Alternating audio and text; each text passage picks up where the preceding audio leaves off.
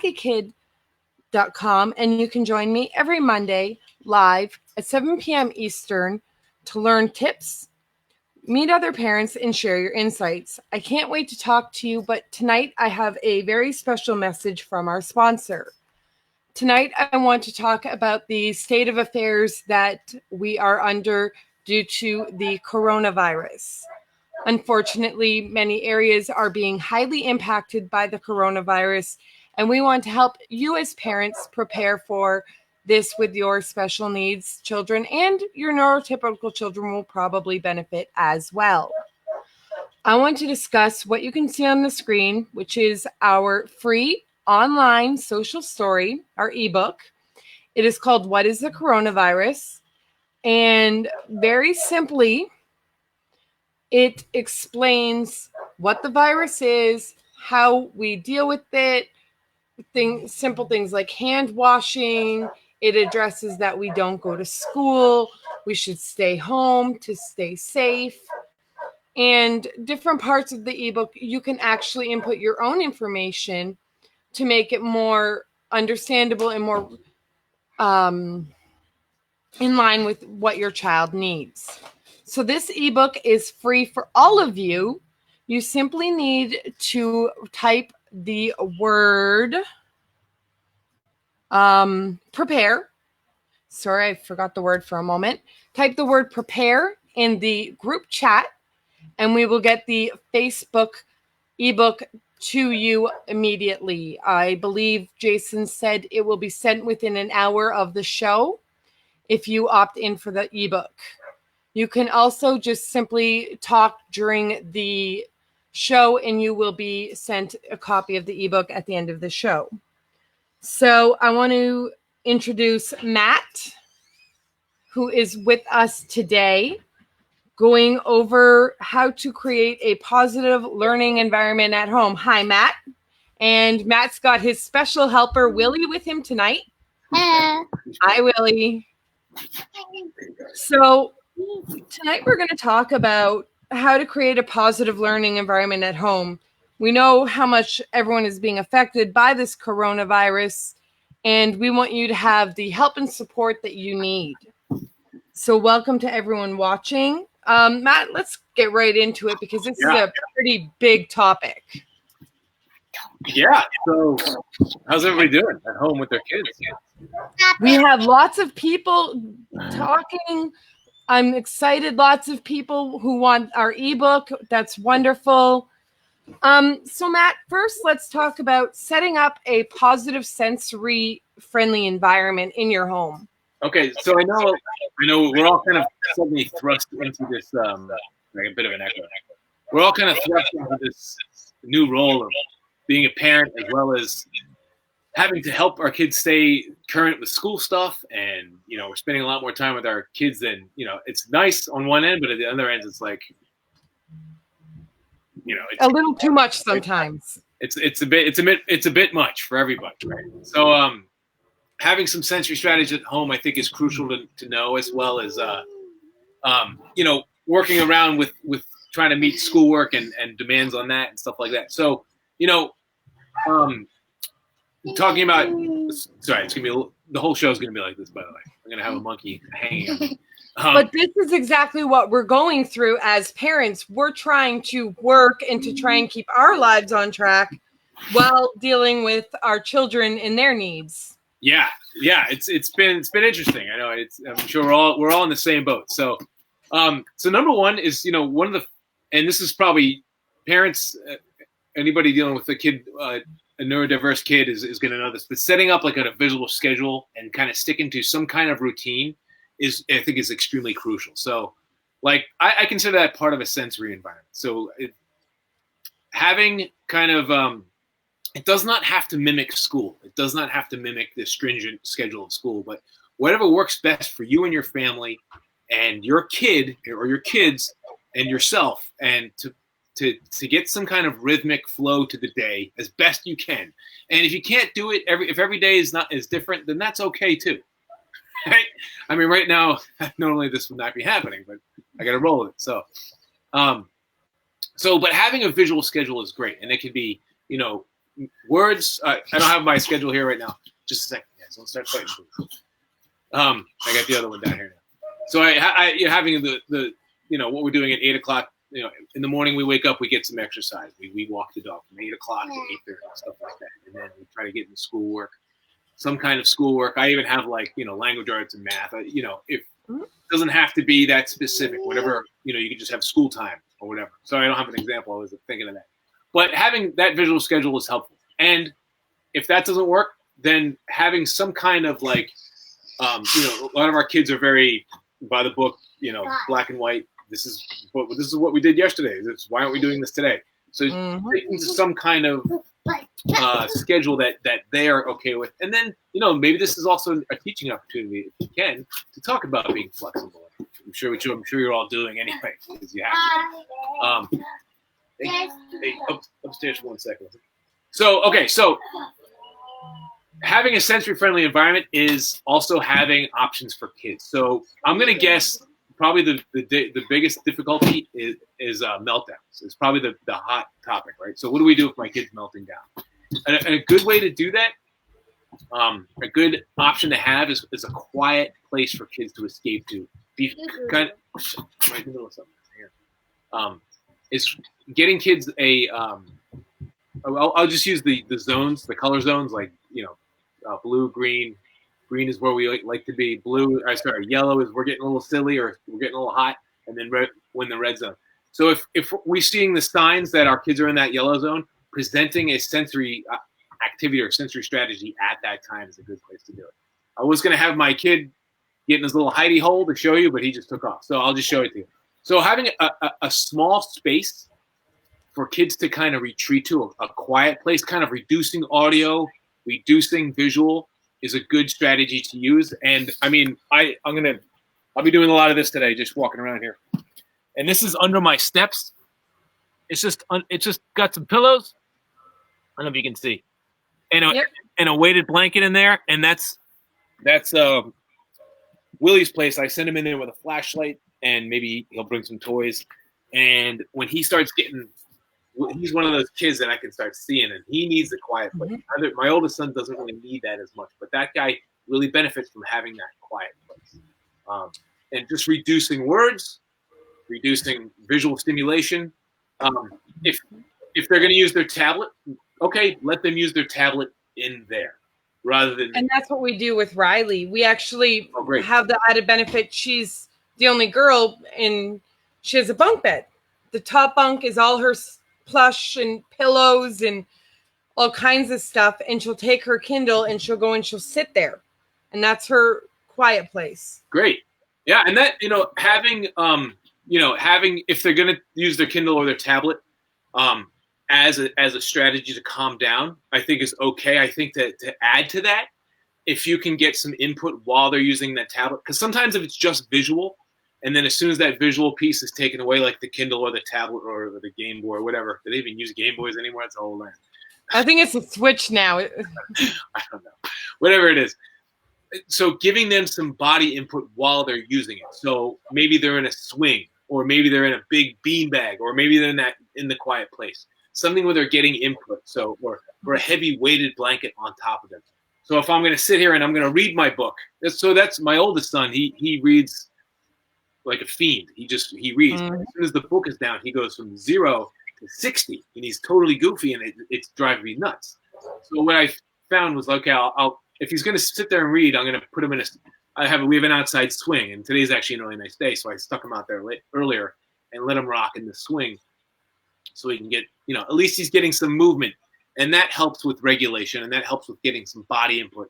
When I get body input, and I know where my body is in space, when I'm done reading or this visual thing that I'm doing, I'm a little bit more regulated. Generally speaking, it's not always the case, but you can experiment and see if that helps. So yeah, some small spaces are a really good thing to do. Movement, so then that's kind of reducing. So I'm reducing auditory and I'm reducing visual. And if I want to add to that, so like be a little bit more active. I'm going to call my little guy real quick. I'm going to steal him. Hang on a second. Sorry. Hey, Willie, come here. So having a swing available is really helpful. I know not everybody has the ability to hook something up to their ceiling, like I have here. I don't know if sorry, everything's backwards. So I have the ability to hang up swings, but if I don't have that, what I can do is if I have a sheet, or if you have Lycra is really good. But not everybody has Lycra hanging around. But I could just You can actually buy Lycra at Joann Fabrics, I've discovered. Joann Fabrics, you can even order it off of Amazon. It's like $8 a yard. It's great to have for a lot of reasons. So here I just have this is an old sheet, some vinyl, not vinyl, what are they called? Velvet. Flannel. Velvet. It's really cool. It's really soft. Excuse me, Willie. So I just tied a big old knot. This is one I had from earlier with a ring in it, but just tie a giant knot in the end of it, and then I'm gonna put it in a door jamb, and I'm gonna close the door. So that's what you can't see it from my angle, but that's what I'm doing. Okay. Okay.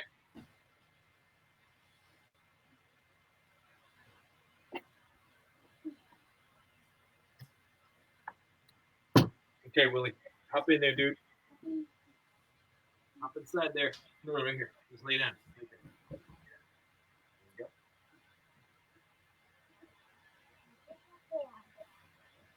So now I can give him, I don't know if you can see. Yep. Now I'm able to swing them, right? And this is a great sensory break. I'm going to turn that around.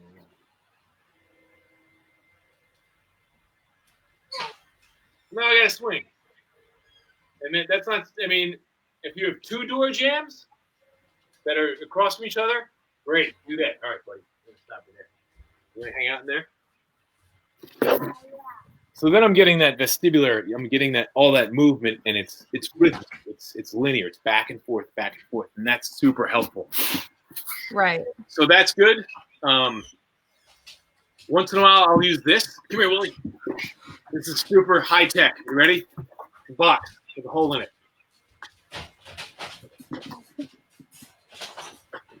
Let me see, Willie. There you go. I see you.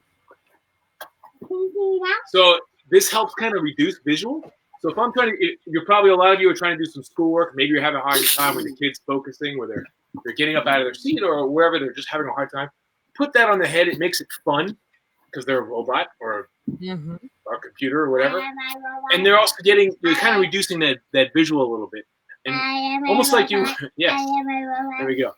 I use that a lot for teeth brushing time because it kind of squeezes them and it gives them kind of a bit more body sense, and he can kind of sit still a little bit longer because his one toothbrushing time is a freaking nightmare. It's just, it always has been. But if I use that box, the novelty wears off, so I got to switch it up. But yep, you guys upstairs, thanks. Now, Matt, how can we use these sensory-friendly environments to help meet our educational needs? I mean, so many of us have been thrown from the job of parent to now being teacher as well. Yeah. So, I mean, I guess number one is what I would tell parents is I wouldn't stress too much about, like, number one, trying to recreate school, like sitting down at a desk and having, trying to meet all those expectations. Because it's you're a parent, you're probably trying to do some sort of work at home, plus laundry and all the and cooking and everything else that keeping up a house takes, plus take care of your kids' every other need as well as education. Now it's too much. So pace yourself. If you can get an hour in, awesome. If you can get 2 hours in, even better. I think like between 1 and 2 hours for maybe elementary school, as far as like instruction, right? Right. Everything else is activity based and stuff like that. Then that is a really good guide to use. And then middle school is maybe 2 to 3 hours, and then high school maybe a little longer. I wouldn't stress too much about trying to get them to sit down and do schoolwork. But if you get them down, incorporating movement into having lots of breaks, lots of movement breaks. So I think starting off the day, depending on your kid, but starting off the day with some kind of movement. So we take the dog for a walk. And then we come back, and that kind of fills their bucket, and they're good to go for a bit. And we maybe last 30 minutes at most, maybe 45. And then it's like, then we're done. These guys like Go Noodle. We take a Go Noodle break, or something, or I bring them down to the gym. They can swing, whatever the heck, something. Just put down the books, go move around, go jump around. 10 minutes, 15 minutes. You'll know your kid. You'll know if it's too long, because sometimes if they move too much, that might be. Sometimes they can unravel. That would depending on what the activity is. But academic, movement, academic. Get it in chunks and incorporate a lot of movement. If they're having trouble sitting, if you have one of those kids that has trouble sitting at a desk doing a task, then incorporate movements in between, or incorporate movement into the learning. So it's think of like jump math or flashcards where you got to huck them across the room. They got to find it and do it. And then there's a ton of strategies that especially for little kids. And I know Christina Mills is watching. Her son loves letters. What we used to do in speech therapy is put down the letter and say an apple beside the A, so she would know A is for apple. And we would put the cards randomly around the room. Oh, great. And you'd love this because she would call out a random letter, and Riley would have to run and look at all the cards to find that letter, pick it up, and bring it to us. That's awesome. Yeah, incorporating movement into your lessons or whatever it is you're doing, I think is great. And it's not something generally that is done as in too many schools, depending on the school. And I always feel like there could be more. Hey, guys. Well, Matt, you and I have discussed last night. We had a discussion about today, and we were discussing how we actually got packets of learning. And in the packet, the teacher actually included different movement breaks that they recommend that they use at school. So the teachers are actually pushing for more movement. They ask that we take virtual tours online. We were talking about the San Diego Zoo one, where they can go and tour the San Diego Zoo online. So I think breaking it up. There's a ton of alternatives you can do besides sitting at a desk and learning. That's awesome. Yeah, there's tons of stuff that teachers are setting out like that. I think last night I enjoyed our bedtime story more than Riley. I found a video of Betty White reading Harry the Dirty Dog, and I got a kick out of it. That's great. Yeah, making it totally out of the box. That's fine. I had my son writing about he's doing sight words. He's in kindergarten, so he's doing sight words, and the sight word was she. And I think that he made up a sentence that was she likes poop.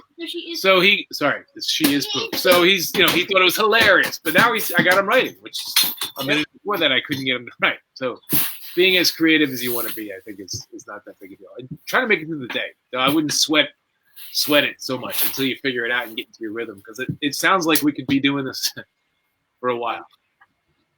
And that is one thing that we have to keep in mind, folks. We're giving you the skills and the knowledge because we don't know how long this is going to last. Some schools are saying 2 weeks. I know some schools are looking at into the fall. Yeah. So, yeah, our school alone. Okay. That's too much room. Oh, my goodness. See, guys, we're real. Matt and I are struggling to be truthful. The whole house is playing, and they come down here. You say fall to Matt, and Matt's like, yeah. Sorry, I had some points here I wanted to talk. I'm losing my train of thought here. Oh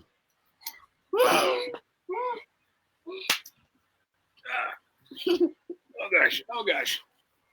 And one of the things also is don't forget to us as parents need to take breaks, So when we're getting stressed, to make sure you get your sensory break or your movement break as well. Okay, all right. So times like this where I have a great go-to is oral motor. And I think we did this last time, but just to recap, I'm going to show you something. Here, Lily, you get the green guy. 1, 2. Yep, you get 2 and 2. These are some cheap balloons I got from Fred Meyer. I like these. Fred Meyer is a grocery store. I know it's big on the West Coast. But I've seen them at Dollar Trees down here. Yeah, so these are a bit different than regular balloons just because they're easier to blow up. But doing oral motor activities is a great calm down. It's after you're done with your movement break, maybe doing something like this before you get to your academic. They're always gonna fart. That's always fun. Or it sounds like, yeah, it's great. But I don't know if you can see. So I think we know which son likes the poop writing because he's giggling about it. So stuff like that is cool. A lot of kids have difficulty with the actual that part of it. So if you can't get the oral motor out of it, something resistive. So you know the term heavy work, where I pick up a heavy. That's a good way to end. So let's say you go for a walk, that's your movement break, and you go outside, and that can sometimes be overstimulating. Being outside, there's a lot of noises, it's big and open, and then I come back in and I'm having difficulty with my kid doing some schoolwork or whatever. So then this is a good time to add some heavy work. So, okay, it doesn't have to be I pick up weights, but I can. This is a pump. Something like this is cool, and I just put the balloon on the pump. Can I pump it? Yeah, absolutely. Just a sec. And all it is just pumping up the balloon with the pumper, right? So it's resistant. Look at my back balloon. Yeah. Very nice job, Willie. Now we're going to watch Reggie as he pumps the balloon for us. Hey,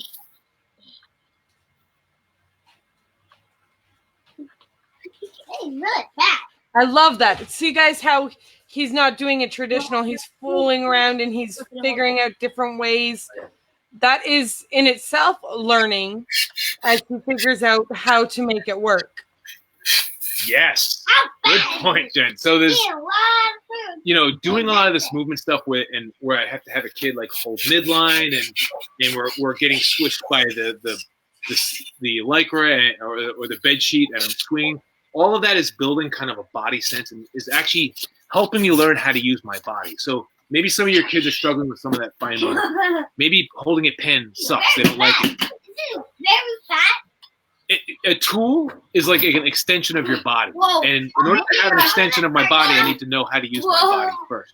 So all of these things, walking the dog, picking up heavy stuff, jumping into pillows, blowing up balloons, is giving me a body sense. And that is kind of laying a foundation to all the skills I need to be able to do kind of fine motor things or to sit at a desk a bit longer. So, it's okay to let your kids rip around outside for an hour and 2 hours. I think, as much movement as they.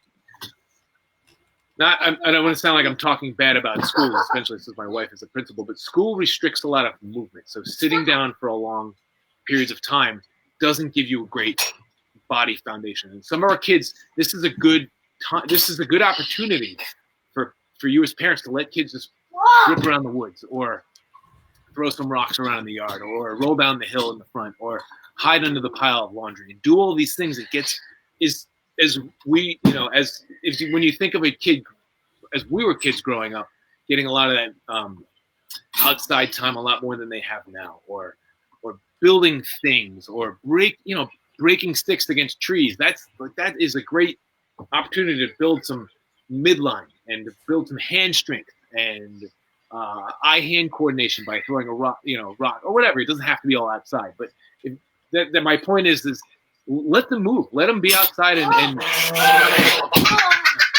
whatever they gravitate to, that's what they're kind of seeking anyway. Climbing trees, awesome opportunity. They might fall. They might come back with some bumps and bruises, but now they know. That's part of childhood. Yeah. Sorry, can you all hear me? I don't know if... yeah, we can hear you. Okay. Now, I'm going to jump to some questions real quick. So Christina runs laps, and he's just starting to learn verbal skills. And to stop, he has to actually tell her, which is building his verbal skills, as well as giving that physical attention. Jennifer says that Joanne Fabrics actually gives teachers a discount. Cool. And to look into, especially in light of Corona, if they'll give parents that discount as well. Hey, outside boys. And Christina, that's a wonderful idea. Matt, you'd love this. They put a rope on a box and drag him through the house. Oh, great. Excellent. I remember when the kids were little. My kids are 7 years apart. So Jack was about 8 or 9 and Riley was little, and she was just starting to show those autistic traits. And one thing that would calm her down is he would put her in the middle of a laundry basket and push it around the house. And she would calm down, and he would get that physical input that would calm him down. Yeah, that's great. That's excellent. Stephanie says that lots of movement breaks. Now, Stephanie is also a therapist. I believe she's an occupational therapist. But I'm not quite sure. I have to double check on that one. Lots of movement breaks after tasks are completed. Write your letters. Slide down the steps, do 3 math problems, pencil roll in the living room. That's great. That's awesome. The benefits, she also continues to say, the benefits of learning at home is recess outside. We are limited at school with sending them out. At home, you could send them out multiple times a day. And one of the things that we can actually do at home that I'm kind of loving about homeschooling is, we, like you were talking earlier, Reggie likes to be outside. He could read a book outside. Yeah. He's not limited to sitting at his desk. He can take his math and go and lay on the grass and write his math homework. And that's another thing. If while you're home with your kid and you're trying to do some schoolwork, and you give them a task to do, or it's just not happening that day. You got to make dinner. This is a great opportunity to include your kid in some of the life skill building skills, right? Folding laundry, helping to cook, helping to sweep up, anything. And they're also witnessing all this happening more because you're all together in this house or apartment or wherever.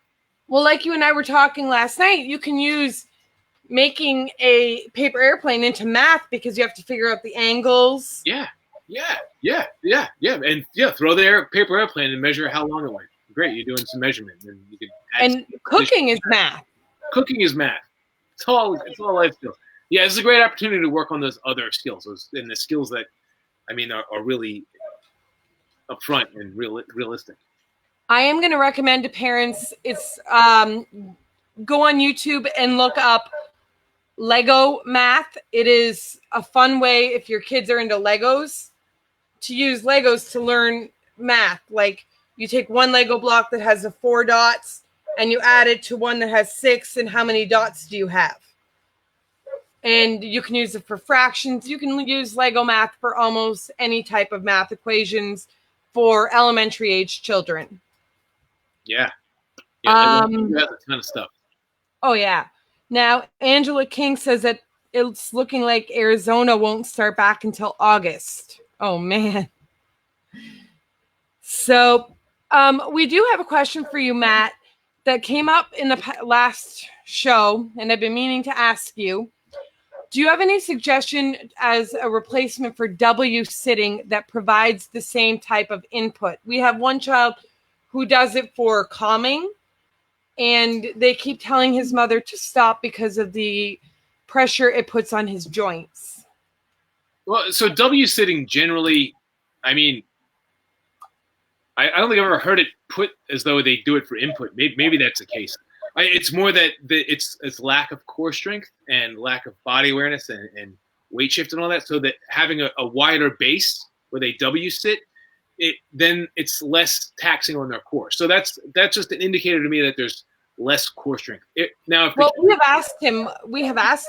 I've talked to the mother quite frequently, and he'll tell you he does it because he likes the way it feels in his body. So maybe it's putting some stress on the angles of the joints, and he likes the way that feels. So so if that's the case, giving him input, jumping, climbing, heavy, joint compression stuff is what he's looking for, probably, right? So doing stuff like that, heavy work, being active, climbing, swinging from a trapeze, stuff like that, or maybe upside down, where their legs are over the bar, like that, something like that, where he's feeling that in his knees or hips. Also, just doing core strengthening activities, so crawling. If they're into fitness, you can just do kind of core strengthening activities, planks and sit-ups. Don't really work on core, but that kind of stuff. You can Google core fitness. Transferring from a swing to another swing, climbing, those kinds of things. Strengthening the core is help with that. Now, my son, Willie, he's a W sitter, and he's old enough to where I can cue him. He calls it an N sit, is when you sit on your knees like you're supposed to. So I just say, Willie, N sit, and it's just a reminder. And then because after a while it's habit forming, so it's just becomes a habit, and it's just the way it happens. So, and whether or not they have strong core after a while, they still might have that habit of sitting in a W sit. So if they're old enough, you can just talk to them about it. Hey, it's bad for your joints. Sit like this, and then cue them that way. And then maybe you can set up a reward system or whatever, something like that. Yeah. So strengthening core, giving them input. Heavy work, climbing, jumping, smashing, that kind of stuff, and then talking to them about it. Now we have a bit of a complicated dual-part question for you, Matt. The child is blind, nonverbal, and autistic, and 6 months old. She has a lot of questions, but one of them is how to motivate him. Jeanette, I'm not quite sure motivate him in which way. If you could give me some more information so that Matt and I can brainstorm. Because at that age, they're still learning their body in space. Yes, They're learning to sit up. 6 months? It says 6 months. Oh, yes, that's why I'm asking for further. Jeanette, message me after the show, and I'll probably pop into a group chat with you, me, and Matt, so that we can, because at 6 months old, I have more concerns than motivating the child. And I know Matt, it's going through Matt's head right now, a 6 month old. And because at that age, they should still be learning on or working on rolling, working on trying to get up on their hands and knees to crawl. I mean, I have a 6 month old niece. That's what we're going through with her. Working with babies is kind of its own specific thing. If you have an OT, you can speak to about that. And, if maybe the kid isn't moving or meeting those milestones at 6 months. 6 months is pretty young. And that's why I'm wondering if it is 6 years old, because the autism diagnosis doesn't generally come at 6 months. So let's talk about what we would do with a 6-year-old in this situation, Matt, because I think that's more relatable. Sure. Blind and deaf and motor. Blind and nonverbal. Sorry, nonverbal. Pardon me. I guess it depends. I always go back to just tactile. A lot of tactile work. Yeah, I mean, using kind of the big three: tactile input, proprioception, and vestibular. Meaning like lots of deep squeezes, swinging with them, playing with different kinds of textures, and seeing how they respond. And really just doing your best to kind of use their body, pushing, crawling. A lot of having difficulty at a very young age is if I don't develop that body sense, then it makes it more difficult to do more higher perceptual and cognitive tasks. So going back to kind of the bottom of that and doing activities like, rolling around on a couch with, helping know where their body is. And if they're blind, it's going to be they're not going to rely on their visual system, so their sense of touch and proprioception is going to be even more. Now, those barrel rolls that the boys showed us last time we were on with the boys, those would probably be beneficial in this case, would they not? Yeah. Any movement activity is great, and I really, unless the kid is coming completely undone after the activity, I'd say you can't really have too much of it. Really, I mean, they're kids. They're gonna naturally do things their body needs anyway.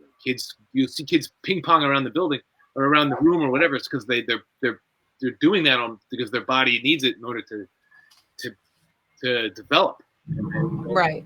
So when we restrict that movement, the cognitive stuff gets a little more difficult. If that makes sense. Unfortunately, it is past our time.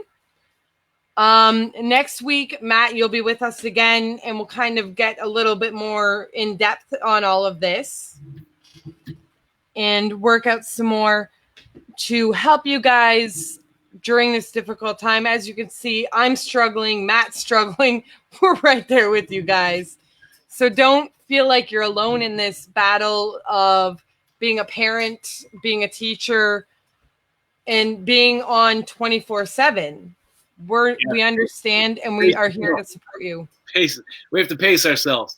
When this happened, I had the idea of I would put a lot of stuff online. I would have some time to kind of help parents and give them some strategies. I've maybe put 5 things up. I haven't had, just you don't have the time. On top of that, though, if you go to my Facebook, Sensory Fitness Tacoma Facebook, I have been putting some kind of academic strategies that you can use, incorporating movement into learning and that kind of stuff on there. And hopefully I can put some more activities and stuff on there. I'm trying to. Yeah, we will try and link to his Facebook page, folks, but it is Sensory Fitness Tacoma on Facebook. And he does, Matt, like you were saying, you have videos on there. You don't have as many as you'd like, and you are adding as you can. I'm trying to make it like this situation specific as I can, as well as I'm coming up producing some videos very soon on kind of sensory strategies at home and understanding sensory processing as well. So I'll keep you posted if you go to my website, sensoryfitness.org, as well as my Facebook or my Instagram. I'll be putting notices when those are coming out soon. I want to thank all of you for joining us. And remember, we do have that free ebook that we are offering as a social story to help you explain this difficult time to your children. All you have to do is simply type the word prepare into the group chat now, and we will send you the ebook after the show. Matt, thank you for joining us. Thank you. Great to be here. And I want to thank all of you for joining us today. To get notifications to watch us live, type 5 in our chat now. Also, don't forget, we do have our parent support group. Please, folks, during this difficult time, utilize our parent support group. You're not alone. We don't want you to feel like you're alone because you're not. As you can see, Matt and I are both dealing with different aspects of it, but we're dealing with it as well. So join our Facebook support group. We will give you all the support you need. I want to hope you guys have a great week. We will be posting different resources on the Lackey Kid page and in group. Things like I was talking about earlier, the San Diego Zoo. I'll post the link to that later so that your kids can go on their virtual tour. There's my personal Facebook page. I have so many different things. I have read a book or have your child listen to a book being read from a NASA astronaut in space. Tonight we're going to try that one. Can I add one thing? Yep. If you're one of those parents that's a go-getter, and I know teachers are struggling really hard to probably get stuff to you as fast as they can, and they're under a lot of stress as well. But you can just go to Common Core. You can Google. I don't know the website, but if you National Common Core Standards, and it gives you the standards for each age and subject, and you can click on that, and you can see the standards that the kids should be meeting at that grade level, and you can make up your own stuff if you have the time and you have the ability to do that. That's a good way to do it. It's Common Core Standards. You can Google the website. My husband just told me something interesting. Georgia Aquarium, look it up online. They actually, because they are close to the public, they have decided to let the penguins loose.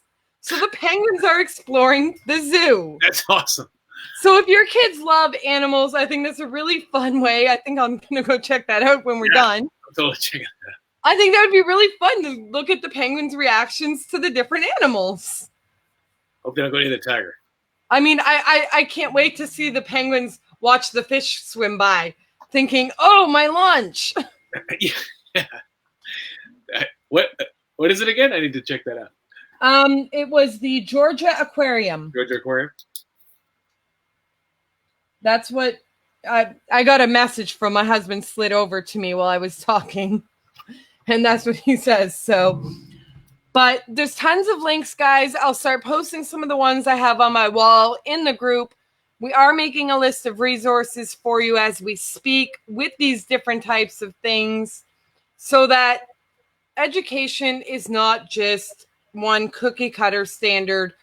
We're going to take all your child's needs and kind of give you a mishmash of learning, because not all learning comes from a book, especially during times like this. I've realized my AV honor roll student daughter is struggling with doing the packet work because she's not used to it all being on a packet.